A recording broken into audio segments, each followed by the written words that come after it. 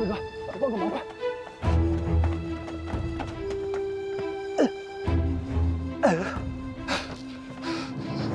等我拿铲子啊！跟我没关系，你别找我啊！这都是世子爷干的。你马上就入土了。花铲怎么少了一把？难道被人动了？怎么会呢？之前花匠给咱们收拾过，被咱们骂了之后呢，就再也没有人敢动了。哎，拿个锄头，快点，快点！哦。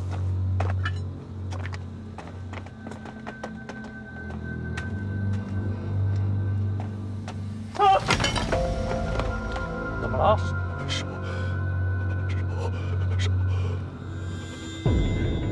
滚！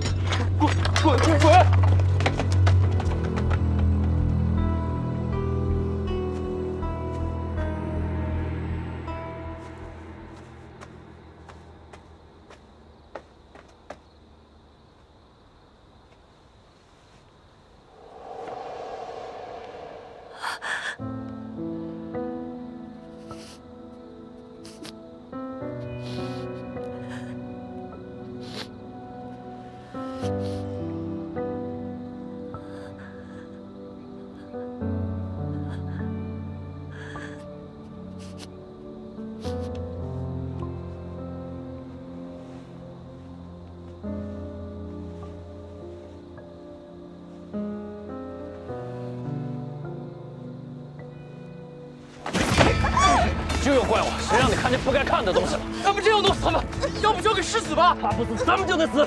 快来帮忙！快点！我不能死，我不能死！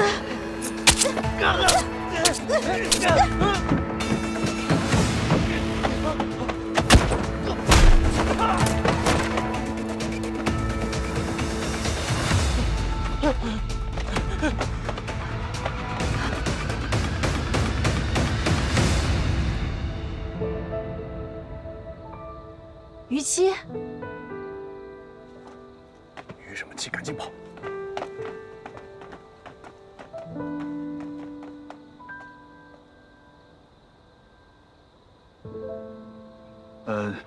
你为什么在这儿啊？看来于四卫调查的本领很一般啊！你居然都不知道，这长兴侯府世子就是我二姐夫。还有心思开玩笑的？要不是我过来的及时，你连开玩笑的机会都没有。那于大人又为何在这儿？我来调查失踪案，怀疑和曹星宇有关。他没有把你怎么样吧？他应该把我怎么样？啊，那就好。那两个人为什么要杀你啊？想活的话别动，听好了。今天夜里你们干完活便躺在这个地上睡着了，什么人都没遇见，明白了吗？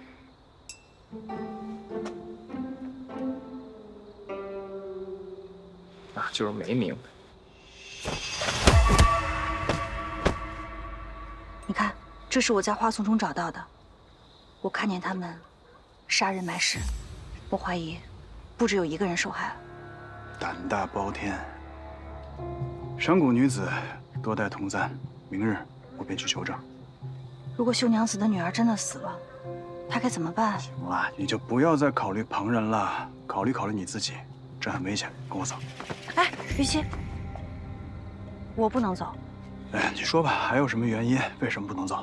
我要是这么走了，这曹星玉就该想法子对付我们家了。我二姐姐是他正妻，虽然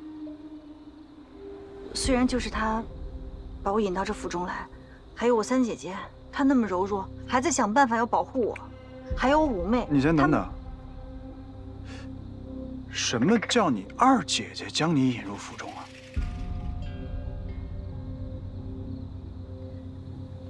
不行不行，这太危险了！我现在送你回家，回家之后我立刻上报杜承嗣。哎，于七，你冷静点。长兴侯深受隆恩，曹星玉又是他的独子，我很清楚，冲动行事只会打草惊蛇的。焦四，证人我已经找到了，那儿就是案发现场，只要我带人过来搜，定能搜到证据。没用的，只有做好万全的准备，不然证据会蒸发，证人也会人间消失。不是什么意思？你是不是已经做过什么了？总之你要相信我，我真的不能走。如果我走了，就是打草惊蛇，你破案也会遥遥无期。那些失去女儿妹妹的人，谁来给他们交代啊？这个长兴侯府它不是一般的地方，这件事情一定要仔细筹划，绝对不能冲动的。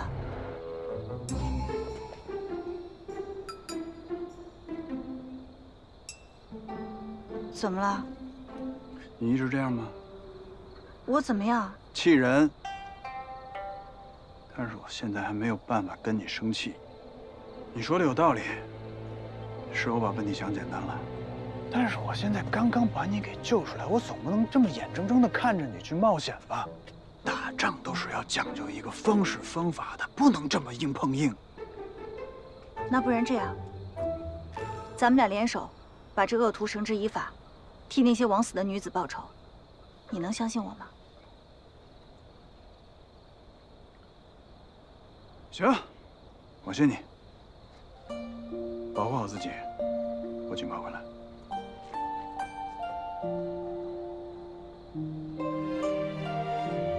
虽然我知道你接近我是另有目的，但是我相信你是个做事情的好官。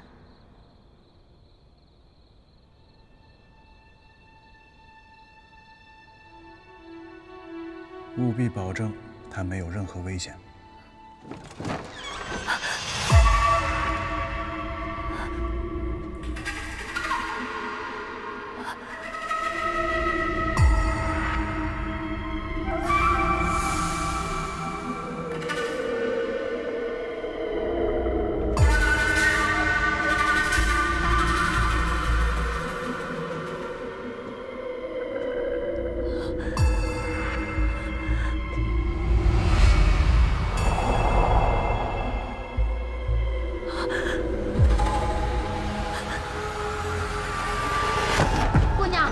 姑娘来了，四妹，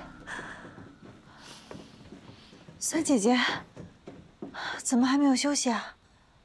四妹，我能和你一起睡吗？我习惯一个人睡。乍然换了地方，我有些不习惯，非要有熟悉的人才能睡得安稳。你就和我一起睡嘛。我真的习惯一个人睡。我真的睡不着，你就陪我睡一个晚上，好吗？阿诺，快把床铺了。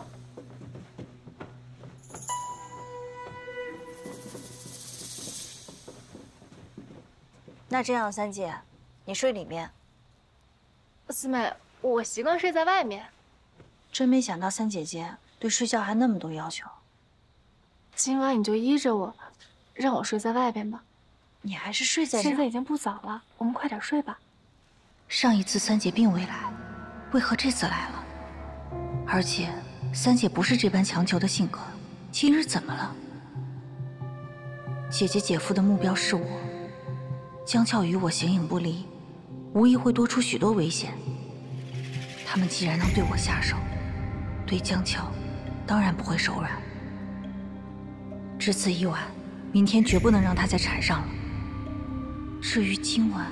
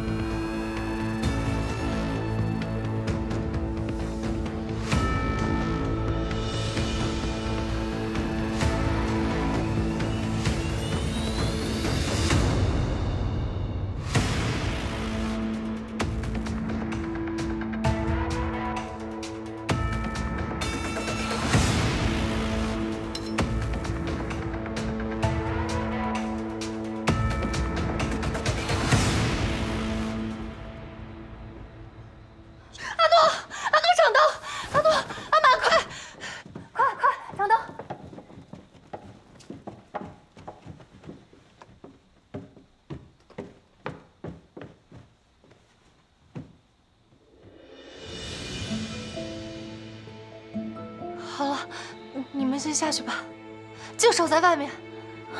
是。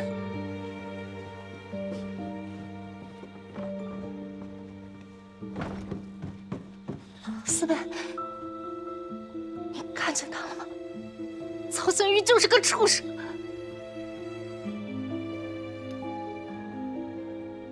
三姐，原来你早就猜到了。四妹，咱们明天就回去。二姐姐肯定会挽留咱们的。难不成他还能硬拦着不让咱走啊？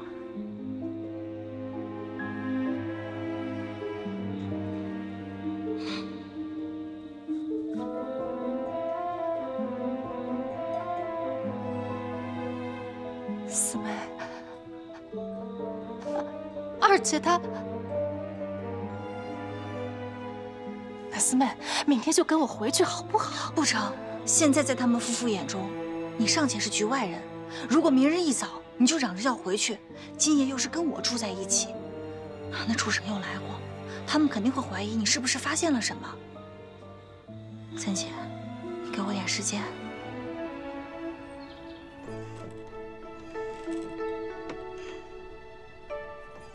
这是四姑娘吧？我记得玉儿成婚时，四姑娘还小呢，但那个时候就能看出来是个美人坯子。没想到，这出落的一年比一年美啊！侯夫人谬赞了，样貌乃是父母所赐，跟自身的努力无关。晚辈倒是觉得不值得一提。没想到四姑娘小小年纪如此通透啊！我真是打心眼里喜欢啊！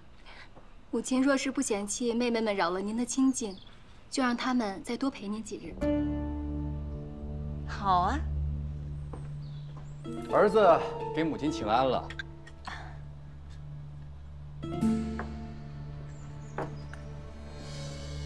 都坐坐坐坐。玉儿，怎么一脸倦色？昨夜你父亲又罚你练了剑。父亲对我严厉，也是为我好。哎，对了，几位妹妹昨晚睡得可还好啊？啊？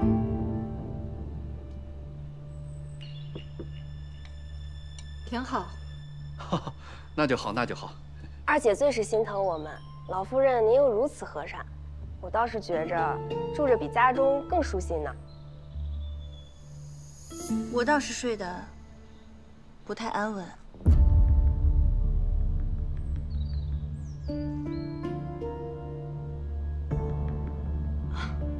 我认床。是吗？四姐姐倒是娇生惯养，这侯府的床不比伯府的好睡。晚上姐姐去看看，给你床上添点什么。啊，那几位妹妹先用膳。母亲，儿子先出去了。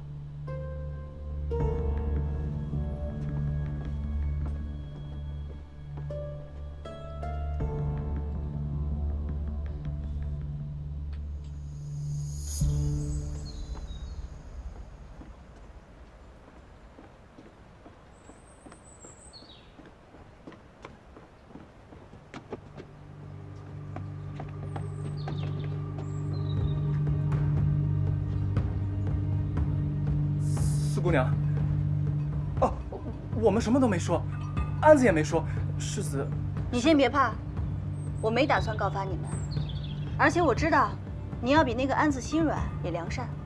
昨天晚上勒我，我看你都没有使多少力气，所以我想，这种伤天害理的事情，你早就不想干了，对不对？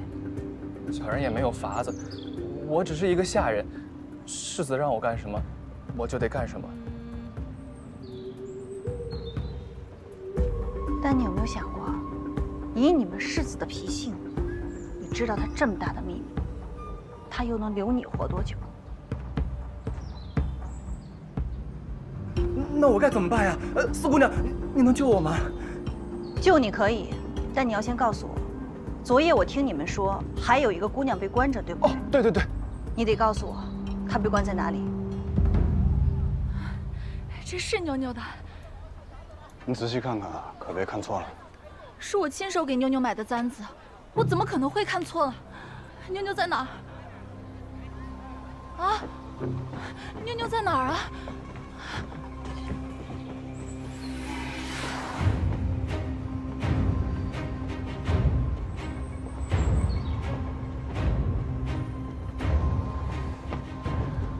进去后别被吓到。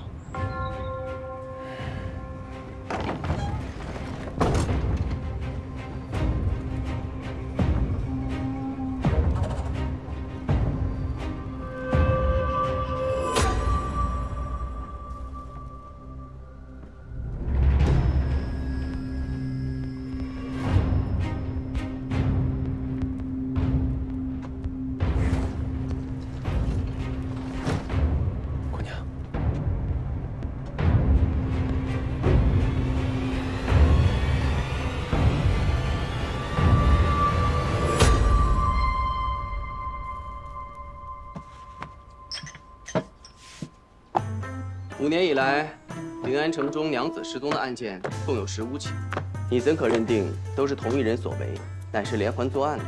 这是不是有些武断？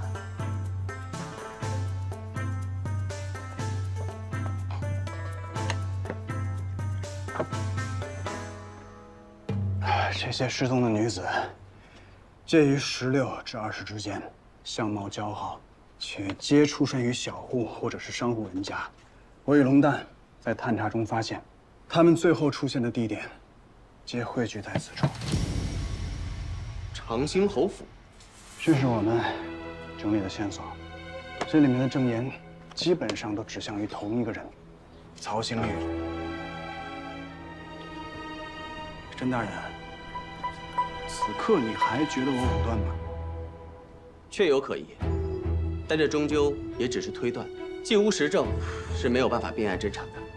好，我还有旁的讹证，还有一名失踪的女子，名唤妞妞，她的发簪就在长兴侯府的后花园被找到了。眼线所言，她的尸首就埋在花园地下。线报可准？准不准的一查便知。等等，甄大人，你是还要拦着我吗？眼下所有的证据都指向长兴侯府。 我知道办理此案甚是艰险，因此我更需要你甄大人相助我一二。朝野上下皆唤你甄衡甄大人为天下文官典范，不畏强权，刚正不阿。若此刻你都迟疑，这天下恐怕再无人敢管了。此案一日不解，天下所有的女子便会多一日的风险，等不得了，甄大人。于大人莫急，我只是有一事想问。你问。长兴侯手握军权， 掌卫迎兵，南吴来犯之时曾有护国之功，你就不怕开罪于他？王子犯法与庶民同罪，我有何惧？好，于司卫果然胆识过人，这右司终于来了个顶事的。走，我与你同行。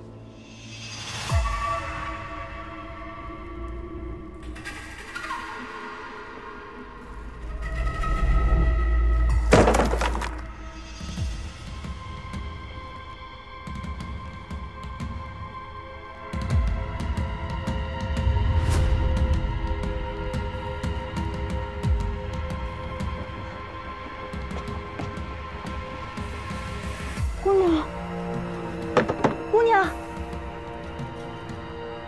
她不会死了吧？姑娘，姑娘，别打了，别打了！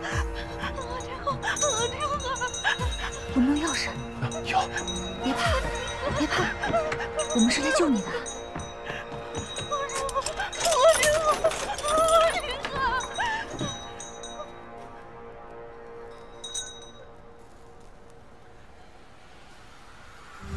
列队！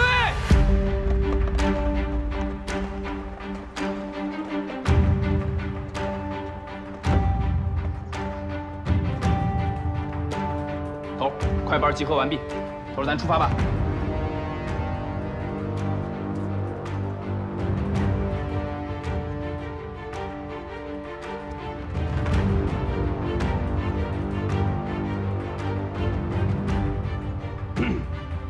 出发！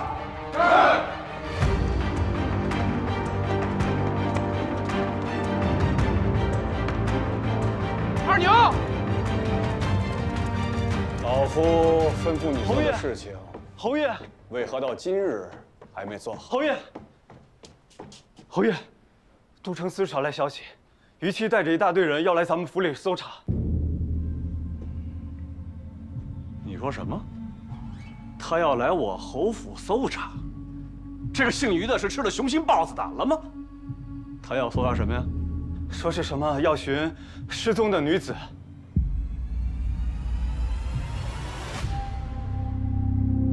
逆子，你又干了什么好事儿？说呀！他就是个畜生。别怕，我从前日子过得苦，以为他是长兴侯世子，跟着他，哪怕没名分，也能享福。早知我就不该跟他回府里，就应该选一条河跳下去。小点声，死了干净，也不用受这般折磨。姑娘，放心，我会帮你的，我会帮你逃出这个魔窟。真的？我的姑奶奶，我带你来这儿已经是冒了天大的风险了，这外面都是守卫，怎么救他呀？若是被发现了，你我都性命不保了。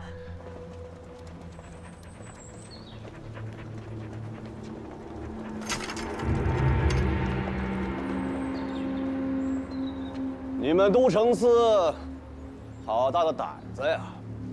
竟敢擅闯本府！我必在陛下面前参你们一个以下犯上、擅权之罪。侯爷，您要奏便奏吧。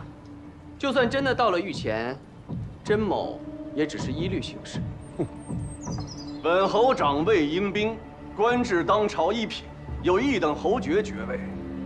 你一个区区从四品的文官，不是以下犯上，是做什么？我都城司统管临安城治安，除了大内皇宫以外，临安城14街108坊皆归我都城司管辖治理。怎么，侯爷，您这府邸不在这个范围内吗？甄大人的嘴真是上天入地，不然我叫他来做什么？好一个伶牙俐齿的甄大人呀！你是管得真不上啊！即便归你都城司管，你现在也是无法无天，私闯民宅。侯爷还真是能屈能伸呀！这一会儿说是一品高官，一会儿又说这是民宅。我都城司既然来搜捕，定是因为此处发生了命案。这也许就是我的命，我不想再连累旁人。谁说的？难道你的命生下来就该被这恶人折磨吗？姑娘，你听我说，今日都城司的人会过来搜查的，到时候整个长兴侯府所有注意力都会在后花园。这个西院就算闹出动静，也不会有人觉察的。福禄，到时候你趁乱把池姑娘带到后门，我的丫鬟阿蛮会在那边接应的。我不行的。福禄，如今我们都是在一条船上。你也该放手一搏，为自己换一种活法，挣出一条生路来。姑娘，你看，捏碎以后会变成粉末，能让人昏睡。到时候你能用得上的。我们该走了，再晚守卫该起疑了。姑娘，都城司的人真的会来吗？会的。姑娘，大恩大德，无以为报。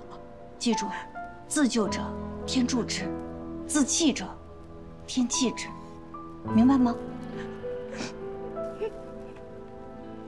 走吧。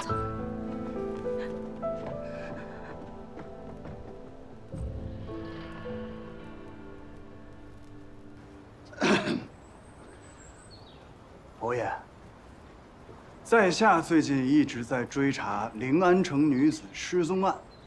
据证人所言，他们在失踪之前都与令郎有过接触。证人？哪个证人？啊，叫他出来，与本世子当面对质。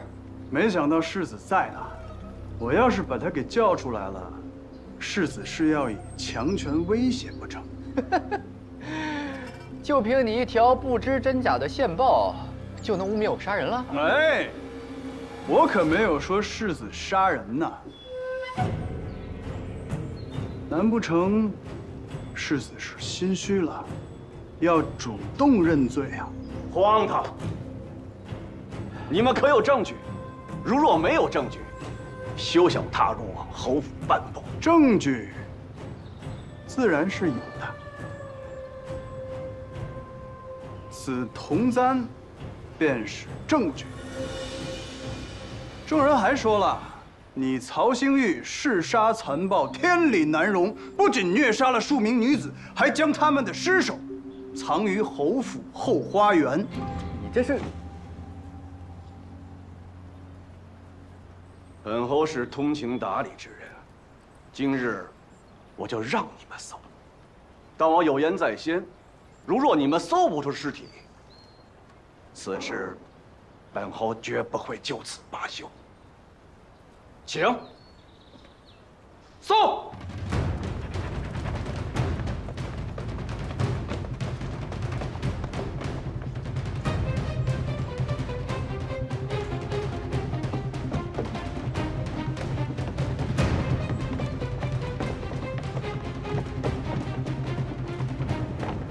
怎么来了这么多官兵？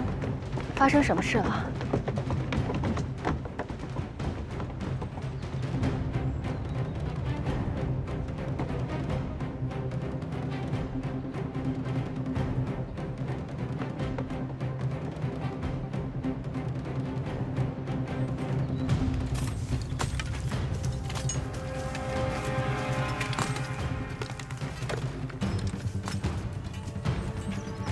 甄大人，不喝点茶吗？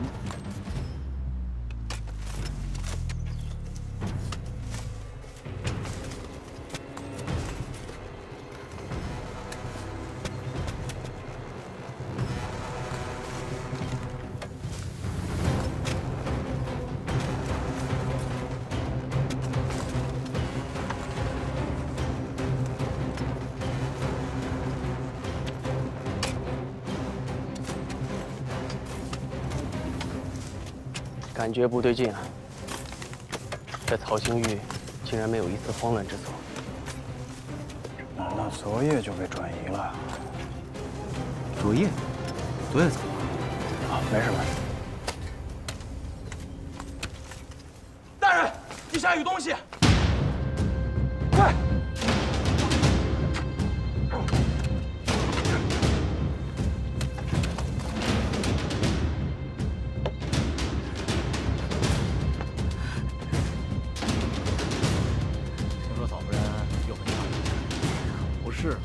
头疼死！下去之后，买一匹花布。我觉得你这办法好。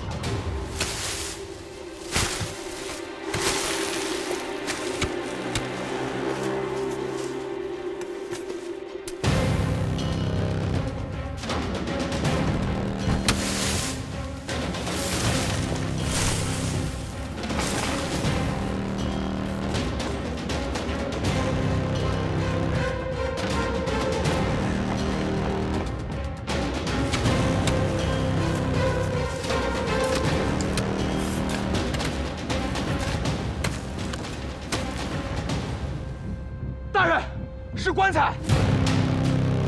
开棺！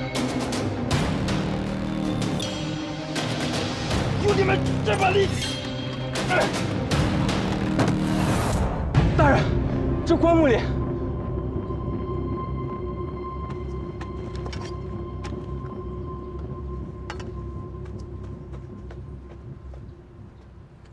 头，里边只有书。二位大人。此处不过是我掩埋书房废弃杂物的地方，呵呵，哪儿来的尸体啊？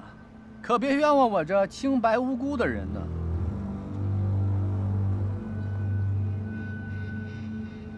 是我们消息有误，冒犯了侯爷。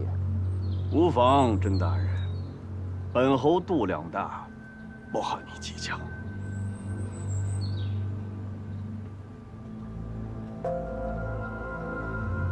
这就不计较了，其中肯定有猫腻，这尸体定还藏在府里。这我当然知道，可凡事都要讲证据。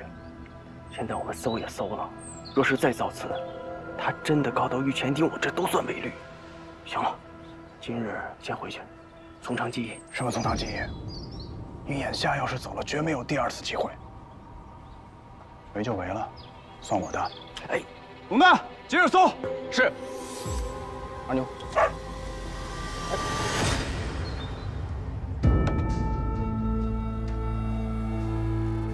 甄大人，不要欺人太甚，我长兴侯府容不得你们胡闹。来，送客。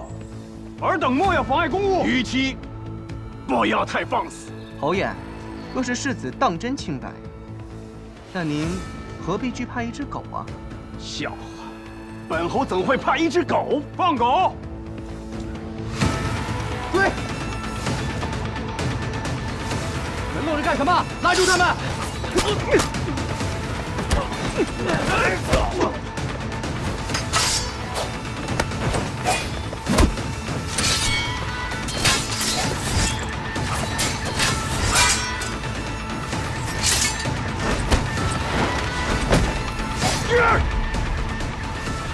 虞姬，你别乱来。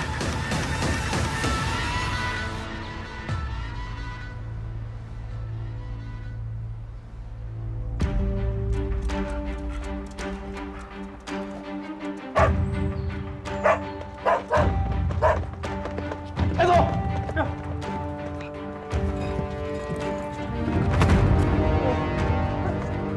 看住！是。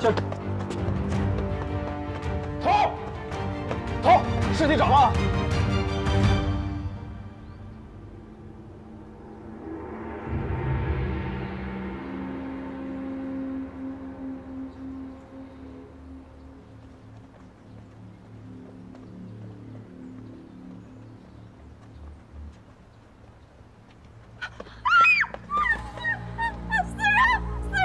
全都对上了。将案犯曹兴玉押回都城司。是。等等，人不是我杀的，是他。出来，出来！安子，出来！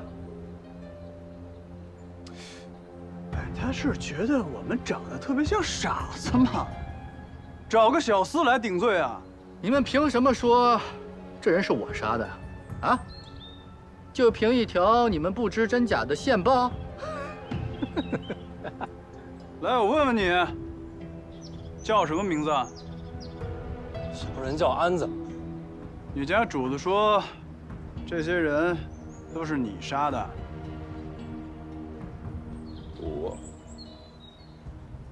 你就招了吧。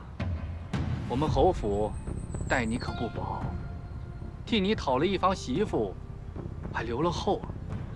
曹兴玉，你休要出言威胁。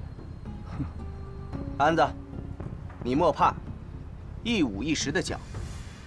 现在此事牵扯甚广，我可面呈陛下，任凭他们是什么身份，也不敢动你家人分毫。你相信我。安子，抬起眼来，你全家3代都是我侯府的家奴，本侯的为人和实力你是知道的。今日你若犯了罪，本侯可以担保，绝不牵连你的家人，懂吗？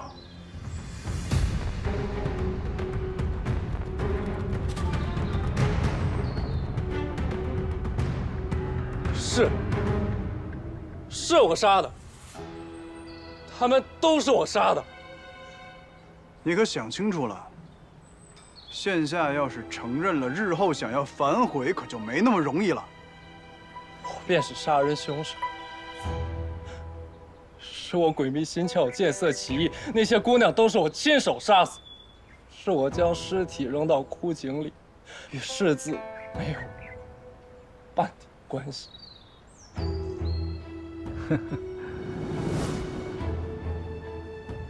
侯爷，我求求您善待我的家人。侯爷，你肯认罪伏法，本侯甚是欣慰。放心，我定会善待你的家人。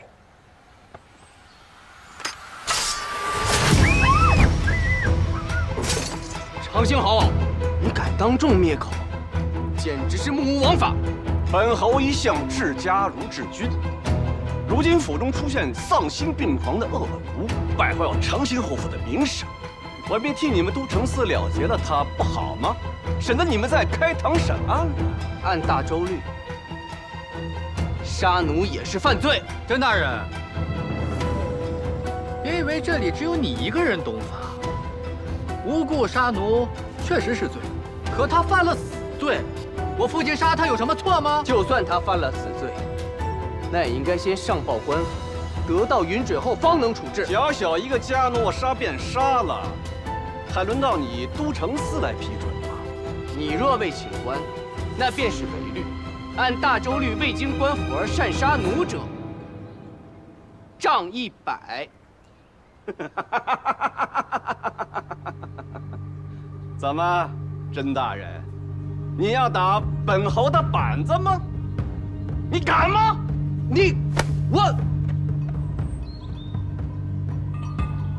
下官叨扰了，侯爷，请便。你们请便吧，本侯还有军务要处理，没有闲情雅致陪你们在这儿浪费时间。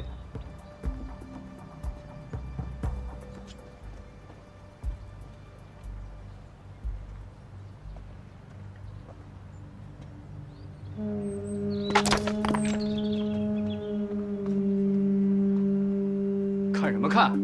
给我滚回去！你拦着我做什么？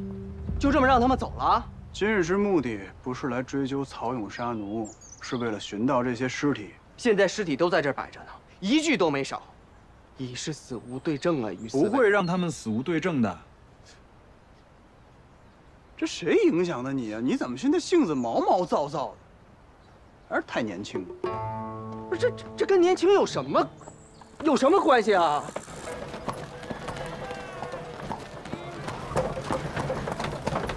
那些姑娘都不是萧思杀的，她们没有那么大的胆量，是二姐姐，不是曹星玉杀的。我妹妹还不算太笨，你早就知道啊，为什么不提醒我？我怎么提醒你？你一口一个姐夫叫的那叫一个亲热，我提醒你，你能听吗？曹星玉这么残忍，杀了这么多人，二姐姐她是否知情啊？二姐姐也知情，那她还特意邀我们去府上做客，她怎么能如此待我？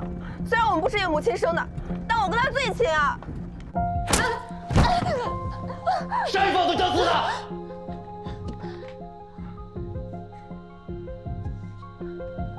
他们牵了那么多死人，吓得让都城司的人带着他们出府，难道我还能拦着不成？贱婢还敢跟我顶嘴！顶嘴！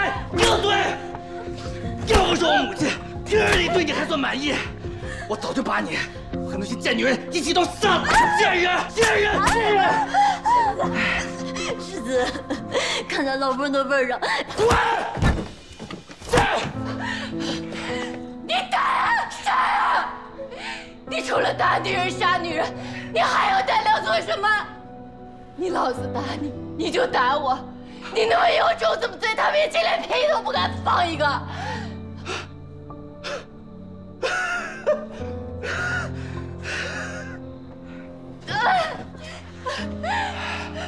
你一个小门小户的贱人，还敢看不起我？当初你非要替你堂妹嫁给我的那股热乎劲儿呢？啊！你有今天，都是你自找的。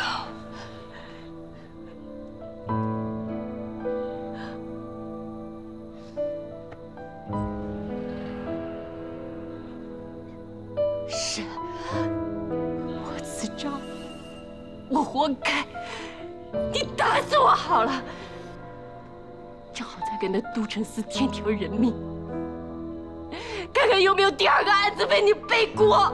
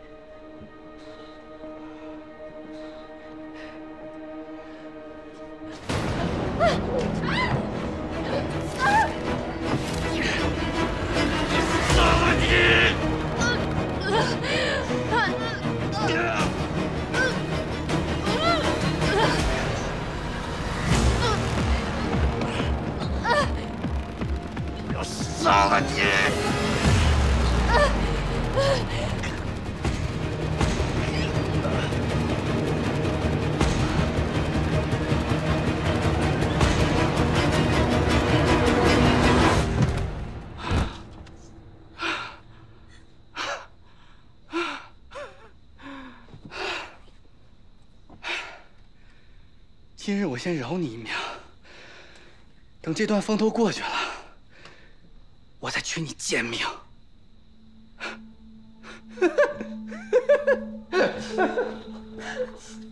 夫人，夫人，你怎么样啊？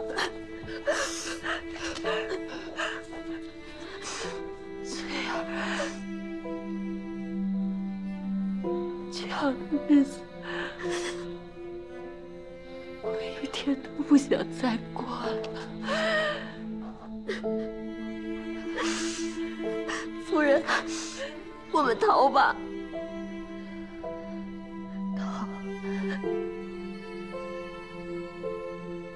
逃去哪儿啊？四姑娘走的时候同我说，她在后门的小巷里留了一顶小轿，就怕你想回去。你要是再不走，只怕真的会没命的。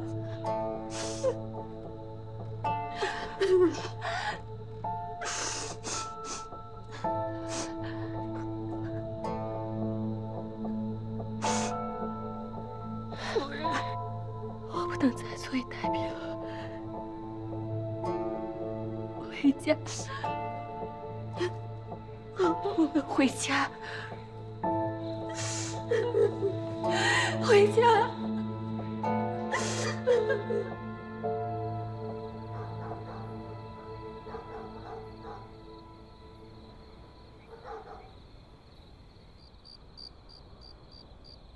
老天真是不长眼，就这么白白放过了那个杀人恶魔。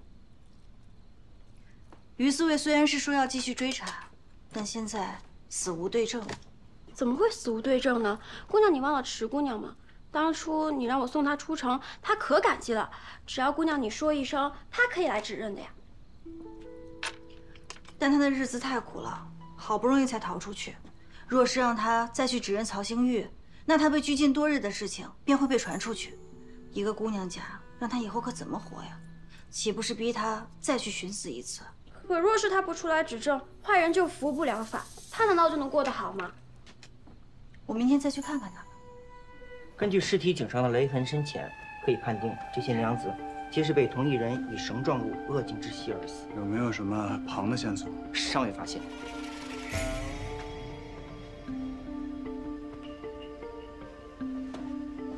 他的勒痕怎么跟其他人不一样？或是因为死者体质特殊，也或是将死之际挣扎太过剧烈，从尸身上难以断定。你看看他的喉咙里面有没有什么异物？是。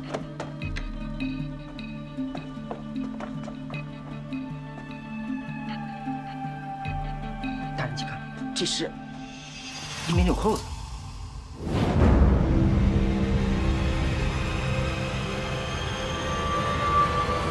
二位大人，今日本世子来呢，是有重要的案情相告。这安子认罪之后呢，我就越发觉得不对劲。他平日里是个老实本分的人，怎么会有这么大的胆子杀人埋尸呢？当时可是你亲手指认的他，你爹了结了他，怎么？这才过了多久，就换了个说法？你还真是视人命如草芥。他死的吧，倒也不冤。我父亲处置没有什么不公啊。只是我彻查了全府上下，竟查出安子并非主谋，而是从犯。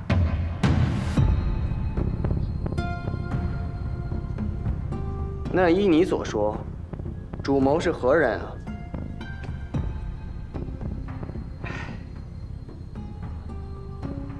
不是别人，正是我的夫人江倩。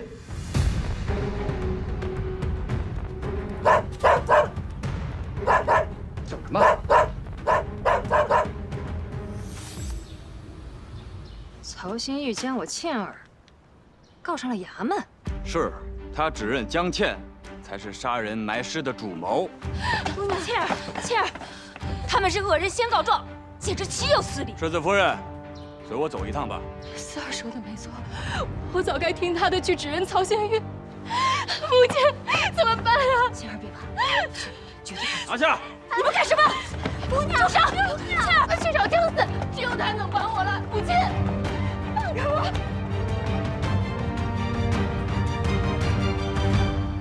事到如今，你就认了吧。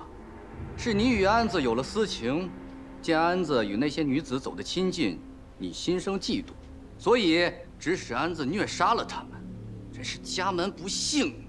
你胡说，我没有，我连那些女子的面都没有见过，怎么会杀他们？大人明鉴，我与那些受害女子一样，日日遭到曹新玉毒打，迫于隐畏不敢出面指认，谁知他竟污蔑于我。大人，您可以派人验伤，我二姐姐身上的伤和那些女子是一模一样的。可我有证据，证明这毒妇与安子有私情，并且指使安子行凶。这是江倩遗落在安子住处的扣子，这是安子内人的证词画押，他亲眼看见他们偷情，并且谋划杀人。呈上来。他只是栽赃陷害，随便取了粒扣子，威胁了安子家人，要了假证词，便要来害我。大人，那夜我亲眼看到安子埋尸，而且当夜我二姐姐一直在自己院子中睡觉，她怎么会是主谋？原来去官府举报的是你啊！大人，她们可是亲姐妹，定是怕事情败露，所以才把这案情赖到我头上。大人，您可要明察呀！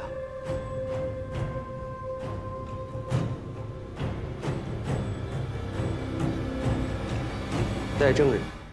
传证人。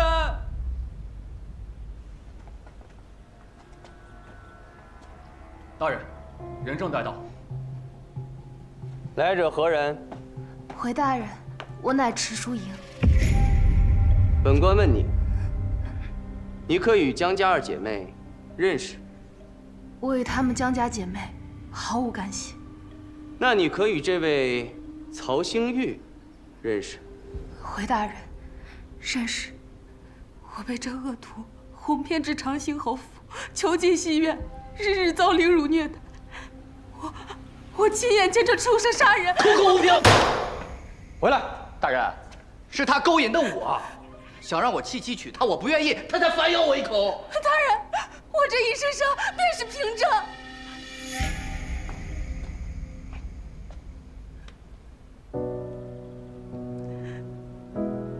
池姑娘，你说你见曹星玉杀人，你可见过他用何凶器啊？回大人，是马鞭。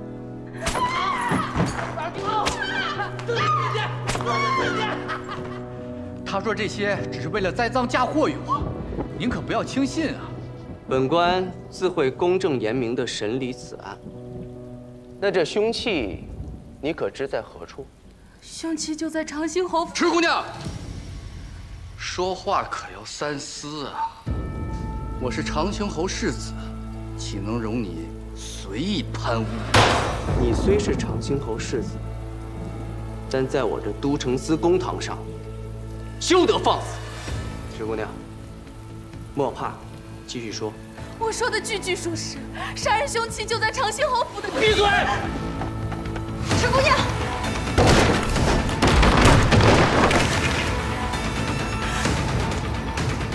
池姑娘。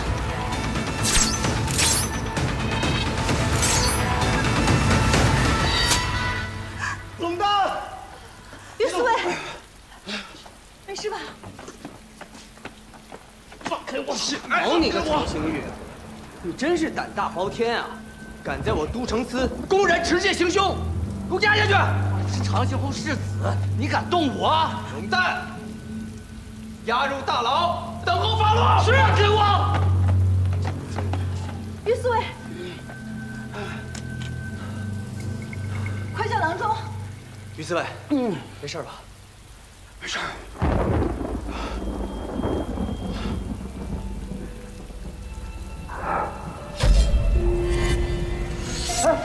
于刺猬，郎中，我家大人如何了？哦，幸亏救治及时，再晚一刻，就算华佗在世，也无力回天了。现在大人体内的毒血清除了8、9分，如此便好，有劳郎中了。啊，但是今夜不能离人，有什么情况你们随时唤我。你随我去药铺取些解毒汤药吧。能否请江姑娘？你放心，我会留下来照顾于四卫的。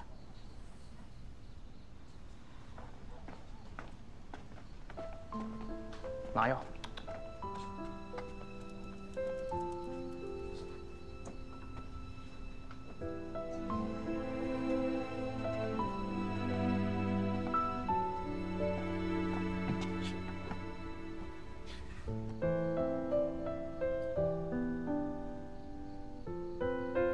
你认为我是圣女，却不动手杀我，反而赌上性命救我。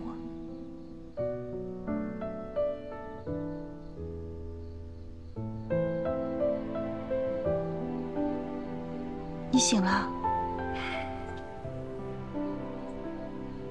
有劳姑娘照顾了。于思卫，是因为我受的伤。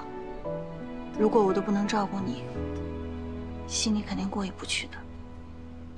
这点小伤对我来说，家常便饭。姑娘切莫挂心。这可不仅仅是受伤，刚才郎中都说了，如果晚一步，可能我们都要跟你上香了。于思卫，咱们非亲非故，为何要以命相救啊？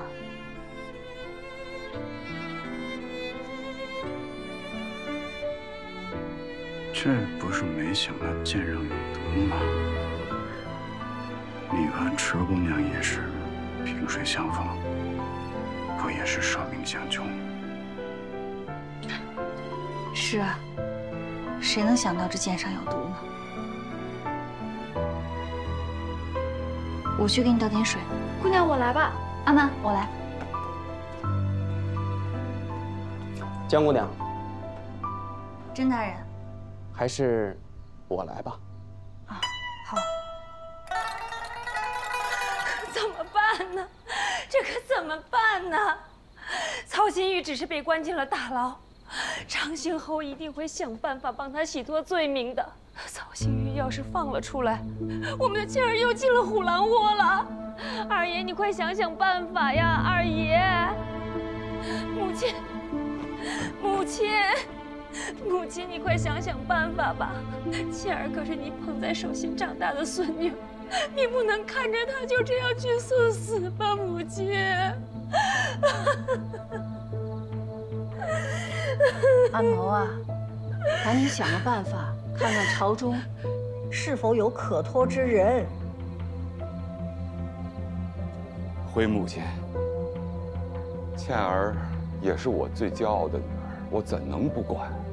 而今日你走访一圈，但是那些人都避而不见，定是恐于长兴侯的势力不敢出头。不过母亲，日后一定会有转机的。你赶快伺候母亲休息吧，儿不打扰。二爷，二爷，二爷，二爷，你别走，你别走啊！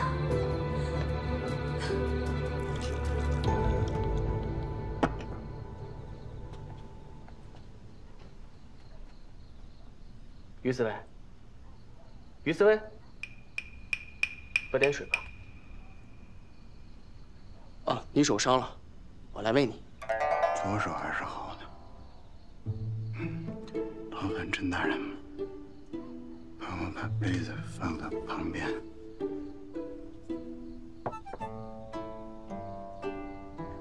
怎么样？感觉如何？现在是没什么感觉了。证据找到了吗？均已查获。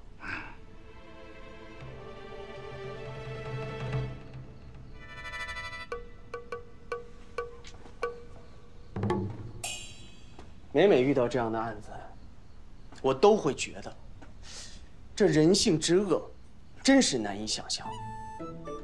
我甄某经手过这么多案件，却仍旧无法习以为常。那是因为甄大人有悲悯之心，才会做到真正的秉公断案，不会让任何一个好人蒙受不白之冤，也不让任何一个坏人逍遥法外。大人所求是无愧于心。江姑娘，所以百姓才更需要都城司啊，甄大人。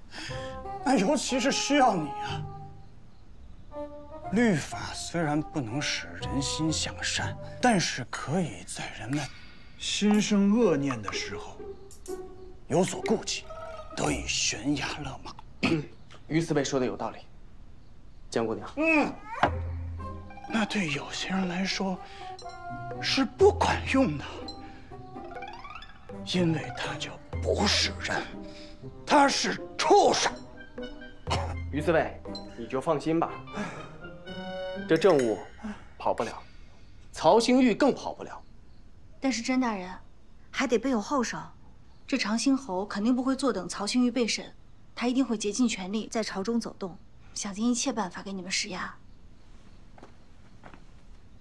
江姑娘有如此见解，甄某实在是佩服。不过江姑娘，你大可放心，无论是谁向我等施压，我们绝不会屈服。这一点我可以拍着胸脯保证，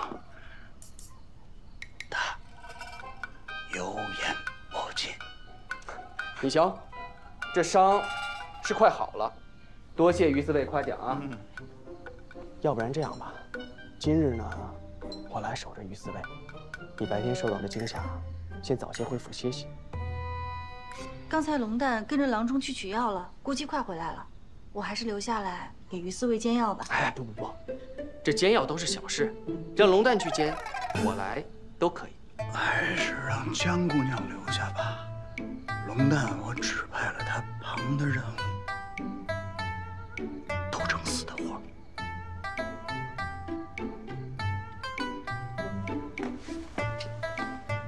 要不然，我差2名衙役。这种熬夜的苦差事，怎么能让江姑娘做呢？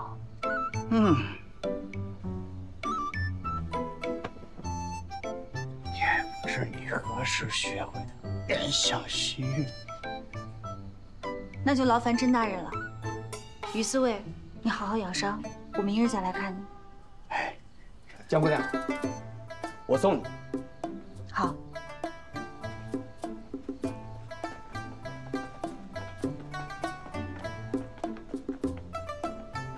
甄大人留步吧，还要照顾于四位呢。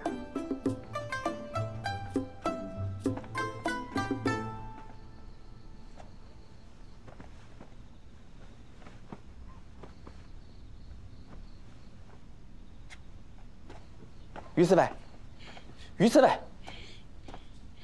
你有没有觉得江姑娘确实不同于寻常的大家闺秀？她在公堂之上据理力争的样子，真是光彩照人啊！这私底下对恩人又是有情有义。于四位，于四位，我说话你听到了没有？你说，要是我为他挡了这一剑，那我们就该吃席了。啊？吃席？要是能吃席，也挺好啊。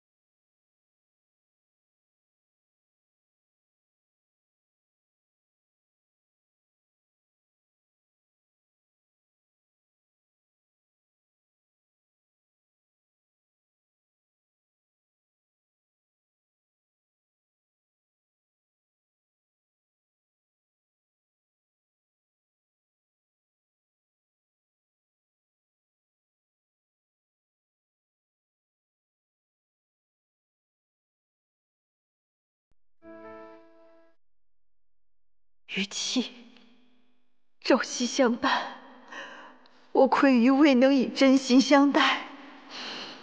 出师之际，只因于此举目无亲，希望有人可依。奈何此刻惊觉，我对你并无情意。多谢曾经照拂庇护，不必寻我。从此各自天涯。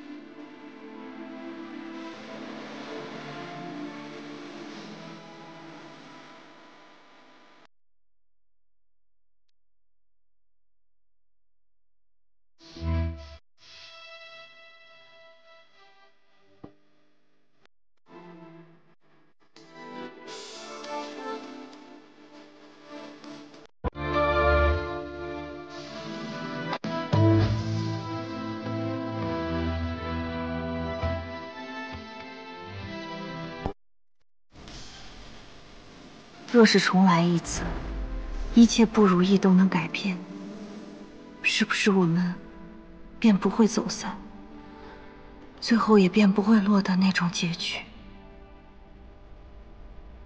姑娘，你的紫苏饮好了。姑娘，姑娘，你可是在担心于四卫？姑娘不是说于四卫并无大碍吗？过几天便好了。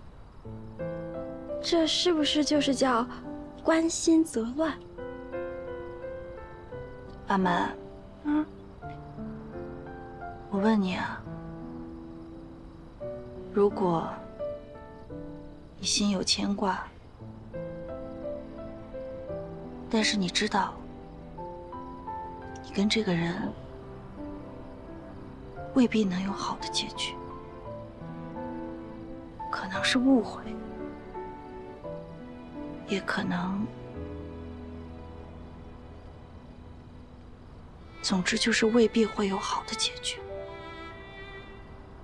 你还会选择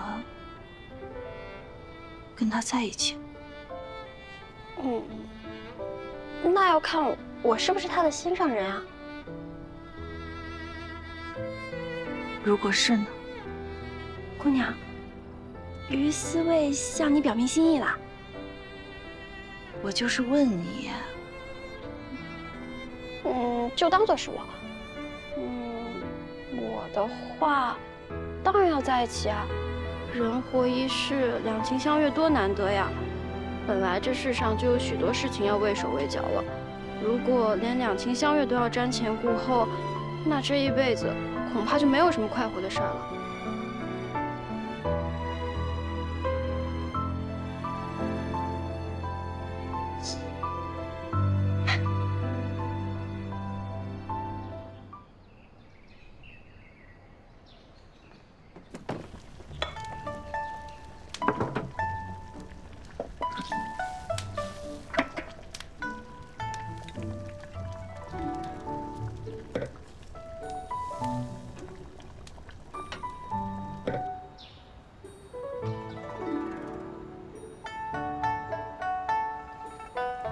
妹妹，哥哥去哪儿啊？我去看于思卫恢复的如何了。哎，正好，我也要去看于四卫恢复的如何了，咱一起去吧。好啊，走吧。公子，咱们不是刚看完于四卫？嘘，我怎么能让妹妹跟于兄孤男寡女的共处一室呢？再说了，你没闻到妹妹手里那汤有多香吗？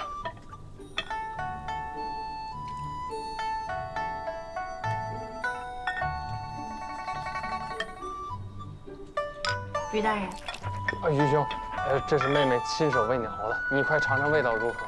有劳了。香。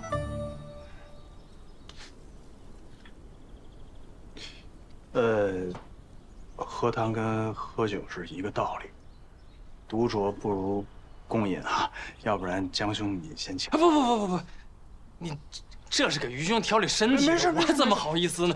但是，共饮此汤更有它的意义了。于大人，还有碗。哦，有，我就不客气了，别客气。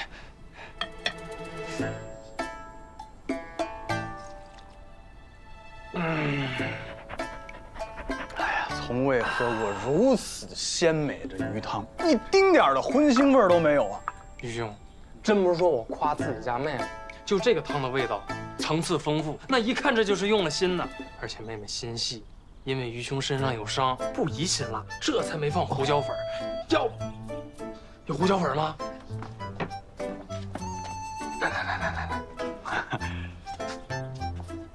于大人，有劳了。真没想到江姑娘是如此的用心，于某无以为报，只能以身相许就不必了。以更多的美味佳肴回报给江姑娘。快趁热喝。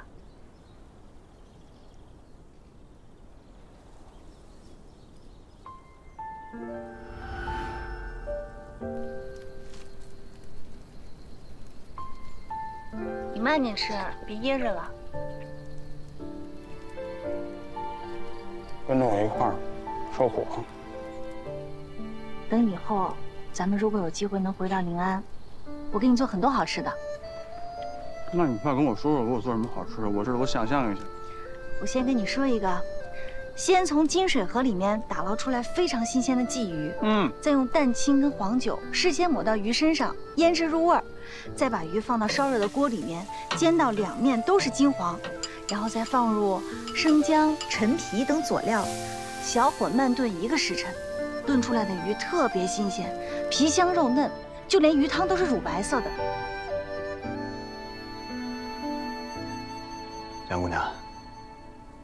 江姑娘，啊，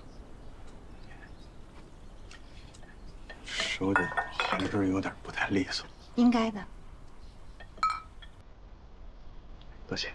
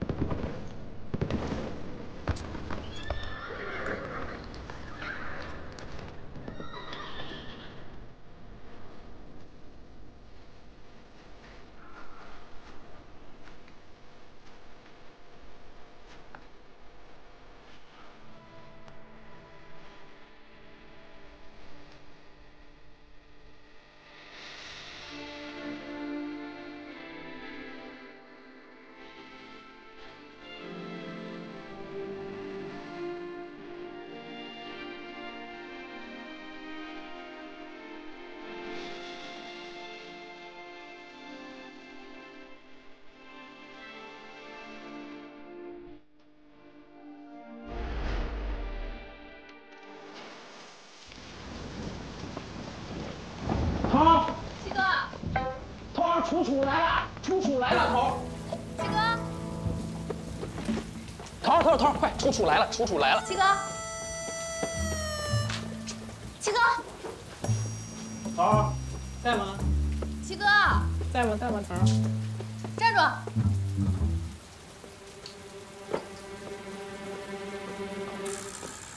楚，好久不见啊！惊不惊喜？意不意外？太惊喜了！怎么来临安来了？我一路行侠仗义，游山玩水，不知不觉就到临安了。也可能冥冥之中感应到你需要我了吧？果然，一见到龙蛋就听说你身受重伤。我看看伤哪儿了？松手！楚，这么多年了，你不能把自己当成个姑娘啊！当姑娘该如何？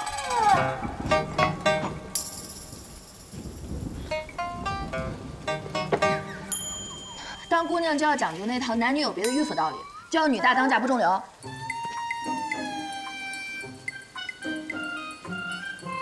猜到了，你定是被催着成婚夺过来的。这脚在我身上，我想走便走，这就叫天地任我行。太行了。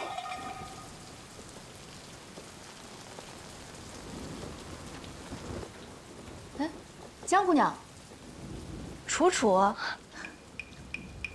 你怎么会在这儿？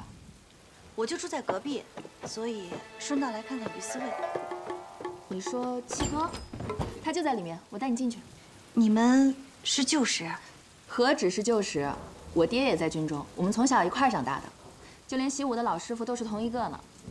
只不过后来七哥成立了赤羽旗，去了新的营地，我们这才分开。 也难怪我没见过他，还真是个直肠子。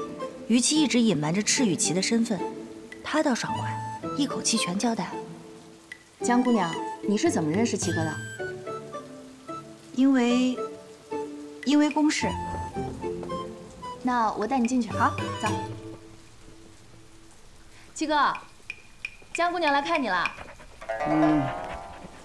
哎呦，于思卫，江姑娘，快坐，快坐。 我就不起来给你请安了，千万不要起来。我看于思卫的身体状态，这余毒应该还要再清上几日的。但还是得尽快去都城司报道了，要不然甄大人就真以为我是在装病，没事就贪图江姑娘送的佳肴。定是要再好好休养几日的。阿门。今日给于大人炖了鸽子汤。 江姑娘，她这边无碍的，不需要人照顾。我说七哥，你怎么回事啊？刚刚不还好好的吗？你还让我去？不要，不要你照顾，我可以。楚楚，你会在临安待多久啊？本来没打算待多久，但这不是遇到了七哥跟龙蛋，就打算多停留一阵子。七哥，你不会嫌我烦吧？不嫌。 如此便好，那我们就可以常在一块玩了。好。哎，楚楚，你去看看龙丹给我买的药，药味道啊，给我吧。哦，那就麻烦江姑娘了。不会。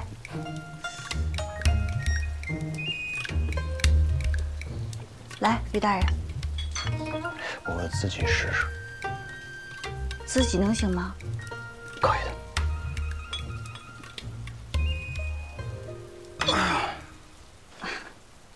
我来吧。有劳江姑娘了。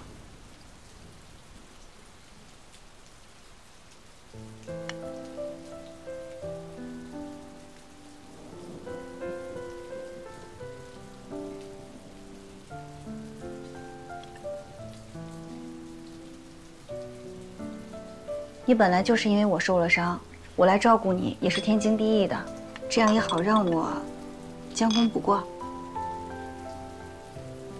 对了，于大人明日想吃什么？好吃的，好吃的就行。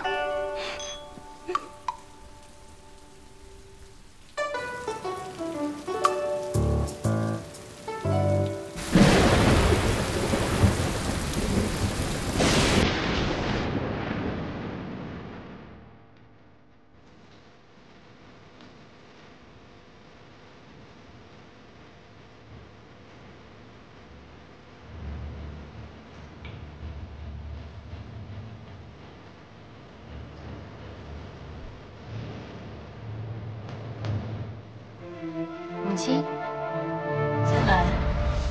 听说一会儿侯爷会来。明月，你有听说长兴侯府的事儿吗？当然听说了，侯府一下子挖出10几具尸体，这么骇人听闻的消息，不消一刻，临安城的大街小巷全都传遍了。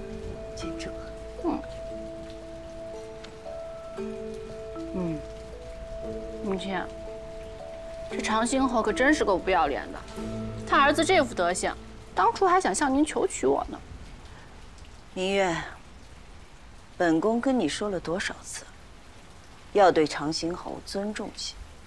当年南吴侵犯，是他和你父亲一同带兵守国，不止对江山社稷有功，对本宫也算是有恩。那母亲，你打算如何救治曹兴玉啊？你有什么好办法？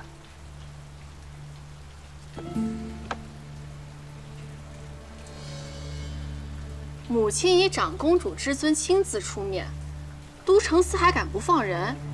死的都是一些身份卑微的女子，给他们家人一些重金安抚，不就大事化小，小事化了了？你是怎么想出来的？我多聪明啊！你真是太天真了。日后啊，得让你舅舅帮你找一个全世上最好的男儿。本宫呢，还得先考考，通过考验，我才能放心。你心见好了。侯爷求见。侯爷。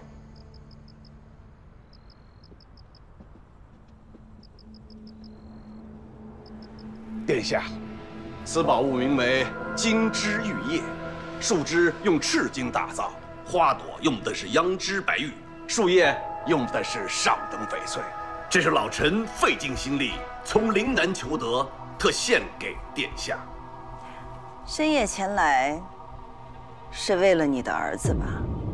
殿下果然明察秋毫。都城司那个甄衡，还有新上任的司卫于七，胆大妄为，目中无人，根本不把老臣放在眼里。他们随意编造了一个莫名其妙的理由，就把我儿打入大狱，还要判他死罪。殿下，你要为老臣做主啊！这罪名是你编的还是真的？殿下，老臣所言句句属实，老臣不敢编呐。殿下，您也知道，老臣就这么一个儿子呀！你让本宫帮你，却不说实话，那让本宫如何帮你啊？